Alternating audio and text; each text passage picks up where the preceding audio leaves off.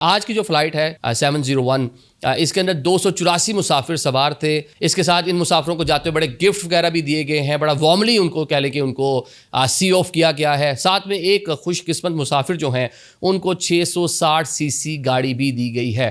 تو یہ وہ ساری چیزیں ہیں جو کہہ لیں کہ جو اب مسافر آئیں گے جنہوں نے ٹریول کرنا, ان کو اٹریکٹ کرنے کے لیے, اپنی ایک ریپیوٹ کو بحال کرنے کے لیے پاکستان انٹرنیشنل ایئر لائن کی جانب سے ساری چیزیں کی گئی ہیں. اب لوگ بڑی بے صبری سے ویٹ کر رہے ہیں کہ کب برمنگھم کے لیے فلائٹ آپریشن شروع ہوگا, کب لنڈن کے لیے فلائٹ آپریشن شروع ہوگا. گراؤنڈ پہ چیزیں موجود ہیں اور صرف کمی ہے تو جہازوں کی.